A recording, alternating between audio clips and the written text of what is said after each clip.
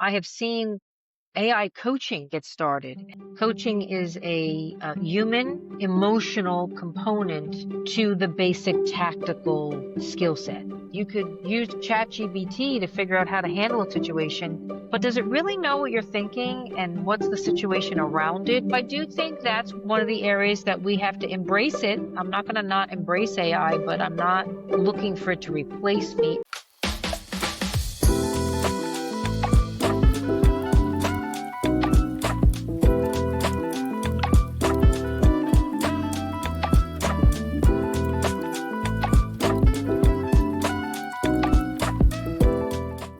In the coaching and consulting world, everyone talks about success, but few talk about what it really looks like to get there. I'm Shantina Holly, and this is Coaches Unplugged. In each episode, you'll hear how top coaches and consultants built their businesses, faced their challenges, and continue to grow, both in impact and mindset. No fluff, no pretense, just real stories, real lessons, and real talk about what it means to build something that lasts. Today, I'm thrilled to be joined by Tish Squillaro, founder and CEO of Candor. Since 2007, Tish has partnered with organizations around the world, from early stage growth companies to global Fortune 500s across industries like tech and media. Her most recent client includes AT&T, Nexus, Salesforce, Eva, and IBM. And she's dedicated to helping leaders and teams make the right decisions for the health and success of their businesses. Tish is an award-winning author and Smart CEO Philadelphia Brava Award winner. Tish is also a University of Pennsylvania grad and a frequent guest speaker on radio, TV, webinars, and workshops. We're going to unpack her journey here today, the wins, the pivots, and the mindsets that's driven her to success. Welcome, Tish. We are so excited and thrilled to have you here today. Thank you. I'm excited to be here. Yes, thank you for joining us. If you can tell us a bit about how you got started in this industry and what drew you to this field. Sure. And it's not a straight road. As people will find out, when you are picking and choosing what you like to do and then figure out what you do well, you're going to try a couple things. My first business out of college was actually a dog daycare and boarding called Doggy World Daycare. So I'd like to say I went from dogs to people, and that migration and transformation was lots of fun. But I learned that I was an entrepreneur, a self-starter. So the dog business was great. I feel that from 1997 to now, dog daycares and boarding places are all over. So I feel like we kind of cornerstoned the beginning for our little furry friends. Coaching came about because I was working full time in an HR capacity and found the desire to help people and look at where individually they can have impact. And that's kind of how I migrated from being within a company to working more solely on my own, focused on people and people development. I'd like to think that everyone has the ability to grow and mature into someone they want to be. Sometimes I just don't know who that is. And that's the fun part. Yes. So what was the breakthrough moment for you as you were working in a corporate environment in HR? What was that breakthrough moment to say, I want to take the leap, start my own business, and work for myself? Well, I didn't love myself in some of the compliance portions of HR, so I didn't see that being a big fit. Funny story, when I decided to go from our dog business to an actual real company, back then being an entrepreneur, and I'm going back many years, 1997, I opened the dog daycare and boarding. Being an entrepreneur wasn't fashionable. It really meant you couldn't find a job. So when I actually decided to look for a real-time job, people were questioning, when you left college, why did you do this doggy world thing? So it wasn't so easy to get a role. And I got into a recruiting position, which allowed me to place myself in an HR position. So again, through a very odd route, I found myself in corporate America in an HR role. While there, I learned a lot about HR. And some of it was compliance driven and very black or white decision process making. Mm. I like the other side, the people relationship, the development of individuals, problem solving around maybe two people not getting along, or getting people geared up for new roles, or how do they change through different positions. I like that part. And back in 2000, the internet had a big downturn. and the company I was working for had a downside. So HR, unfortunately, is always the first they cut, which is not good, but it's the reality. It is usually the first position they start to cut from. And I then figured I would try being a fractional HR person, part time, be utilizing consulting engagements versus full time. That was the beginning of Candor. I mean, at that point, it had a different name. I called it Metis, which is still the same business, but today it's called Candor because it fit more of my approach. I learned more about myself over the years, and that was in 2000. So I've had my company for 25 years. And what gravitated me towards really focusing on what I focus today, which is pure coaching around leadership development, team alignment, which is ensuring that there's team chemistry among leadership teams, how to put that strategic first team together. And then the growing pains of scale. And I work a lot with private equity. So you mentioned some large companies that I supported, but a big part of my business is early stage venture backed companies. And when they are initially invested in by private equity or venture, there's a lot of growing pains. And so I have this whole playbook on how to stay ahead of the growing pains to make sure they don't get in front of you and you get lost along the way. So those are the three areas. And to me, it's always about giving people hope. And I have gotten that as feedback that when they work with me, I'm tough but honest. But I give you hope that there's always something more you can do just a little better, or you go outside the swim lanes and try something you never thought you would do. And to me, hope can be a strategy when it comes to people development. It's not a strategy for business. So I'm going to say, I don't say a business should have hope as a strategy, but people, Hmm. as they grow and develop, hope is a good strategy because it gives you confidence and it makes you positive on yourself. Hmm. And that's what I like to bring. Tish, that's great. And I want to lean into what you said about you learning about yourself. And I noticed that that is your mantra when working with CEOs and leaders and companies for that particular leader to learn about themselves. Unfortunately, it's normal for people to be influenced by what other people think or Hmm. negative self talk that they've heard over the years, whether it be from when they were younger and it's carried over to their adulthood, or something that an experience that's happened to them that has given them certain self beliefs. So, can you talk to me a little bit about the importance of learning about yourself to make sure that you are an effective leader? Sure. And, humble and humor, the two H's. You have to be humble about opening up your mind that what you may be doing can be done a little differently to produce a better outcome. And humor, since I like to laugh at myself, because I do think if we bring some humor into how we look at things, we find ourselves not in this very serious, uncomfortable position. And I wrote a book series just about what you mentioned, the things that get you stuck. Our emotions are very important to us because one, they separate us from machines. And I do think that's what makes us human. So having emotions makes us approachable and also fun to be around. But our emotions can get in our way. And so when you are uncomfortable with yourself, which is the first thing I try to work on with individuals, is let's figure out who are we and let's get comfortable and happy with who we are and then come up with things we'd like to finesse. And so emotions sometimes make us feel not great about ourselves. And the book series called Head Trash because it is the trash or the junk that gets inside your head. And it then becomes very cloudy or impossible to see the real things. One of there are seven emotions. One of them is paranoia. And paranoia has you always in the belief you're a victim. And so if you're going to try to do something or try something new, you always think you're going to get yourself in some sort of trouble by others. Or insecurity is another of the head trash components. And that's when you're very down on yourself. So I do build into my working with individuals a way to get them comfortable with who they are from a positive lens, from a lens that is not perfect. Nobody's perfect.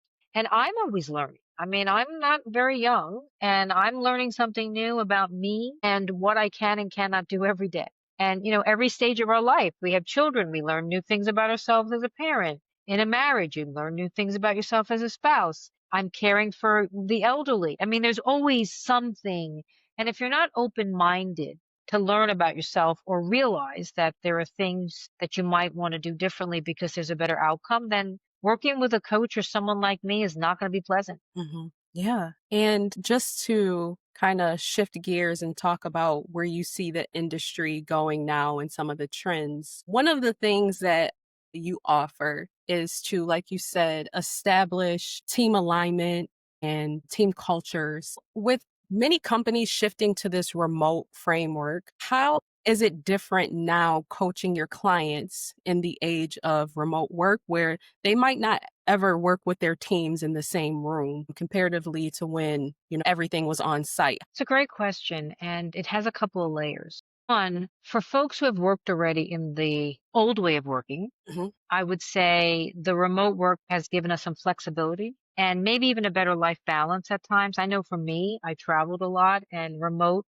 and video have built a new way for me to do my job more so, right? Because at some point it gets harder. And so I do think that that is one element, which for some, the expansiveness, multiple countries I can work with. I can put sessions on and have people from all over the world, and it's everyone feels connected.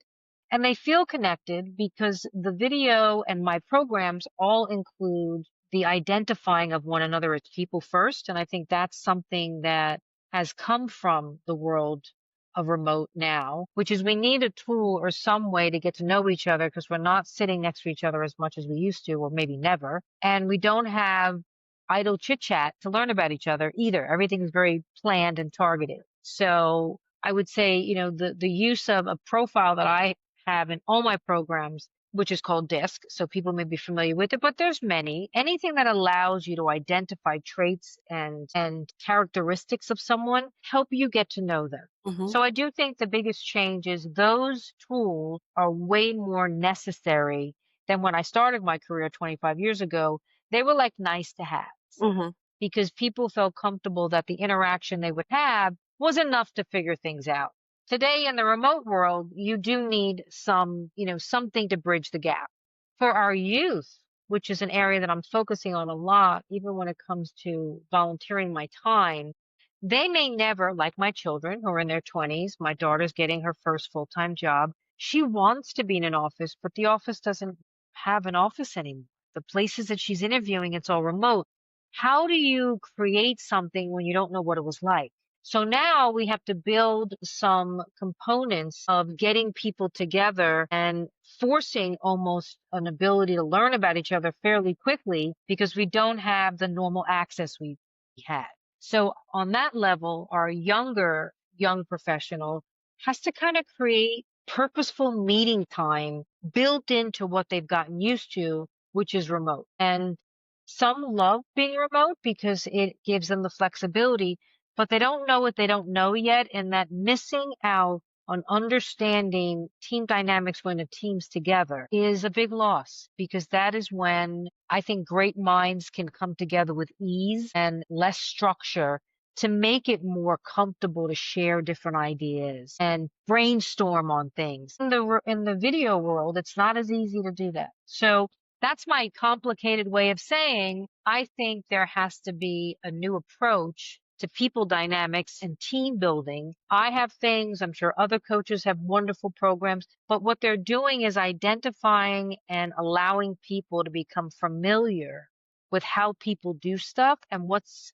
important to them because you're going to have to adjust to know how to change your approach with different people. And it doesn't come so easy remotely. It feels like everybody's the same. So how do you know that people aren't really the same? That what you say didn't bother them or that what you didn't say they really needed to know? So you have to figure that out. So that's my thought around that world changing is we have to purposefully plan ways to include that in the part of the business and actually, just from a personal standpoint, getting people to be comfortable engaging with others. yeah. You mentioned the up and coming generation not even knowing what they don't know. And you see the younger generation that didn't have the experience of life before they were glued to a device. So they don't know what life was going out to eat without everyone having a device where you actually had to engage in conversation, where you couldn't text someone, but you had to actually pick up the phone and have a conversation with them. And it's the same, it's in every aspect of our life, our personal lives, and it leads over into their professional lives as well. So I'm sure a lot of up and coming professionals lean to you for those type of for that type. Yeah, I'm positioning a new program called Launch, and I'm going to gear it towards two audiences. One is the young professional, say mid-20s into their late 30s, early 40s, and one for those right out of college or trade school. There are no real influencers that I've found who have focused on how are people making decisions for themselves. And, I live in Miami today, and that's new to me. I'm only here 2 years, so I'm really uncovering a whole world of different ways of living than I did in New York or Philadelphia. And I've noticed that the young professional or the young person like my daughter right out of college, there are things they need to get stronger in allowing themselves to have a conversation and not avoid it. Pick mates or significant others or dating that are right fit for us, not what everybody else does. So there are some things. So anyway, long story short, I'm starting to pilot myself as a volunteer, no cost to people, really just seeing if I could penetrate some influence around good choice making because you know yourself, Mhm. better decisions because you have to live with the outcomes. Consequences are real, so you have to commit to what you're going to do. I'm not seeing that as readily as that they should because I don't know if they know that that's some of the stuff you have to gear up for. So that was just something I was throwing out there because, I feel like I evolve myself, and part of our dialogue is how do you evolve yourself? I think there is a lot I can share with our youth that would be really, really helpful. It's not a lot. It's just that right direction. It's those few things you say. It's understanding that thing about you that you should know. It's those components that can make a world of difference. A world of difference. That's great. And you launching and seeing that there's a need for that in the market, I think is great. Seeing that there's a need and finding ways to meet that need for those who ultimately are entering into the workforce now. What other challenges do you think coaches are facing in the industry right now? Yeah, I do think there's a couple. One is AI. I do think AI is an important component. It's a technology like some things I can't live without now. Waze. I wouldn't go in my car or walk on the street without some map that I need because I don't know where I'm going, right? So I do believe in technology and I do believe in evolution. However, I would know how to pick up a map if I had to, right? I would know how to map out how to go somewhere if I needed to. My concern with AI and young professionals who don't know stuff yet, we are taking away the ability to learn. Everything shouldn't be that simple at their fingertips. So I have seen AI coaching get started. And to me, coaching is a human emotional component to the basic tactical skill set. So, yeah, you could use ChatGPT to figure out how to handle a situation, but does it really know what you're thinking and what's the situation around it? No, all situations are the same. So I do think we as business advisors and coaches are also competing now with a cheaper version or a more convenient version because ChatGPT will tell you what you want to hear. I don't know if they'll tell you what you don't want to hear. And if they do tell you what you don't want to hear, you could just shut it off. So it's real easy not to have it talk to you. No. So I do think that's one of the areas that we have to embrace it. I'm not going to not embrace AI, but I'm not looking for it to replace me ever in my coaching. I do use it to help with content, which is what I think it does best, but not to deliver it. The second is the economy and people focus on the right things. I am a firm believer that we have to have certain components in a business to have it succeed. I get that. But people dynamics, right people, right seats, allowing a culture to not be driven by fear, being able to make decisions that are unemotional about a business decision, not a people decision. Those components get lost sometimes when the economy goes down and they have to pick and choose where to put their resources. When there's so much money around that if someone leaves, it's not important and they miss the window of why that person left. So there are components now in the economy. I saw a very strong 2025, but as it's ending, I'm seeing one where great clients who have a great vision and mission just can't afford to do all the things they want to do and they have to pick and choose.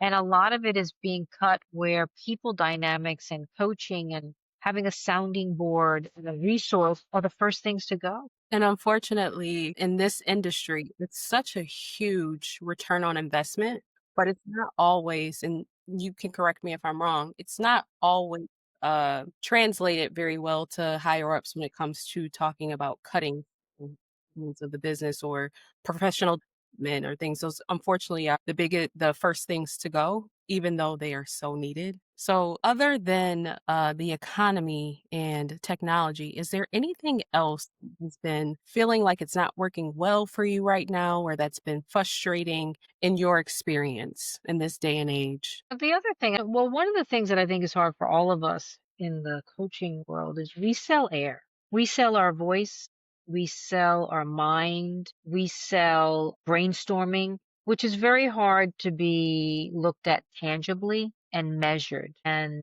so when something works well, it's so convenient people forget that it's working well because of all the pointers and the things and the coaching you've done. It seems like it's working well because magically it just happened. So I do think many times for us to justify our being and our cost structure is hard because it's not very tangible. And in business today, finance is usually the gatekeeper to money. And I know a few times when I had to negotiate my own sort of arrangement and they asked me to talk to finance, finance always wanted to figure out a way to cut costs. And one person says, well, what am I actually getting? I said, you're getting my mind. And you know what? You probably can't afford it if you're talking to me that way because I'm not going to hand you a book or a stack of paper. Now, have I created programs so that people can feel something tangibly happen? Tish came in and did an offsite. Okay, you could check box. She showed up. She's real. She had workbooks. But quite honestly, the real piece de resistance, the thing they're buying, is our ability to stay objective and focused on the business. And that is hard to put as a tangible. So my recommendation will be try to create products in your voice and programs so that when you are up against a negotiation on cost, there is something like a summary report, like something you can give the company so they believe they got something for what they paid for. And funny, one person once said, you know, Tish, the bigger your book, the more you could charge. So just do a big book. So I do think it's that. I mean, it's hard to negotiate against yourself, and you basically are. Yeah, yes. And that actually leads me into the next topic that I'd like to transition to, which is how you see yourself growing and what the future looks like. I know you mentioned that you are piloting this launch program, but other than that, where do you see yourself to be in the next 6 to 12 months from now, given all the changes and things that are happening in today's market? I would like to keep working. You know, I believe that my experience only makes the next team I'm with or company that I'm helping that much more ahead of the game. I have seen a lot in 25 years. I have good instincts. And so I'm going to continue to market myself and reinvent myself because I do think we have the economy, we have AI, we have that we sell air, all these things are there. And you know, the one thing to go back to that for a second is sometimes you meet people that aren't ready for you. Doesn't mean you're not doing a good job. Don't ever hesitate your own coaching capability. Sometimes people just aren't ready for those big changes. So I like to see myself be able to help people get over that hump a little bit better than to think it's not them. I think that's one of the biggest challenges we find when we go in to coach with a team, especially if it's the CEO or some of the senior staff. They can't believe they're the problem. And so how do you get better at showing them where the problems are? And over the next 6 to 12 months, I want to see if I can increase my influencing to get people to see that themselves instead of me having to tell them.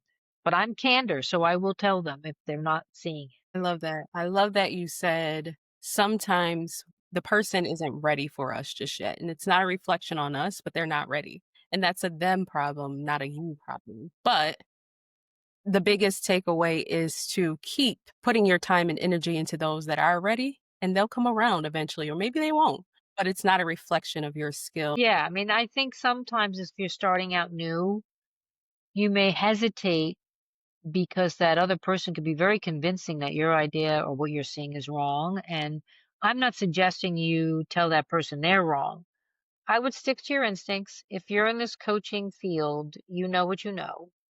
And if you can cite an example, which are always important elements, and maybe even some milestones for them to watch, the rest speaks for themselves. I have people who call me years later and say, "You remember that thing you told me? I can't tell you how much it changed how I did everything." I can't even remember what I told them because at this point you've met so many people, but I'm glad it helped, right? I always say, I'm glad it helped. So do use your voice wisely and do use it. I mean, coaching isn't about having your client happy. Coaching is about doing the right thing by the business. So I always distinguish myself as the business coach versus the person's coach, no matter what role they're in. I want you to do what's right by the business. I'm not here to make you happy. And many times people want someone to be their cheerleader when they get a coach. Mm. That's not the role I play, though I will make you pause and celebrate a win or reinforce good behaviors when they've changed. But I'm not there to make you like me. That's for someone else's job. Yes. And that's actually, Tish, I can't believe it, but we're almost coming up at the end of time. But it's a good segue for the last question that I have for you. And that's, what advice do you have for new coaches or trainers, consultants that are just starting out? They are like you were years ago, ready to take the leap to go into this industry and maybe bet on themselves. What advice do you have for? Well, I'll give you two things that I look at as my learnings, and maybe they can pass along to others. It is a sales job. So if you are not comfortable selling, get comfortable. You are selling a service, even though you may come with great business experience and terrific tools and techniques to help people. We are still convincing people to trust us. So it is a sales job. You are going to be selling and you have to get comfortable with rejection and you have to have patience to follow up with people multiple times, know what the pleasantries are, but you don't close deals quickly in this world. So that's one. And the second is have fun with what you're doing. And you may find out coaching's not fun for you. You may not like that tough road you're in because you're always having to tell someone something they don't want to hear. Then don't do that role. Change it to something else. Because, and I give my kids this advice. I have a 22 and a 21-year-old. You have to like what you're doing because then you'll be good at it. I'm not recommending go out and only do what you like and not have responsibilities, but you've got to like what you're doing to really be good at it. And money follows. So if you're going to go into something for money, but you don't like it, the money's not going to follow because you won't do it well. Mhm. You'll resent the job, you'll resent what you're doing. So really make sure coaching's right for you. And there's all different types of coaching. There's components of it for one-on-one and there's team. There's mediations. There's so many different things you can get involved in, but make sure you enjoy it. I love what I do. That's why I've been doing it for so long. That's why even moving to Miami, I'm not retiring. I'm looking for new ways to help people. I love what I do. Do I love every person I do it with? Always in the beginning, not always in the beginning. Well, thank you so much, Tish. I really appreciate your candor and your honest feedback and insights into the industry. And I want to thank our listeners for being a part of this conversation, for redefining what it means to grow, lead, and create impact. If today's episode resonated, make sure you share it, follow along, and keep the energy moving forward. Because the future of coaching and consulting isn't written by chance, it's written by those willing to evolve. I'm Shantina Holly, and until next time, keep building something extraordinary.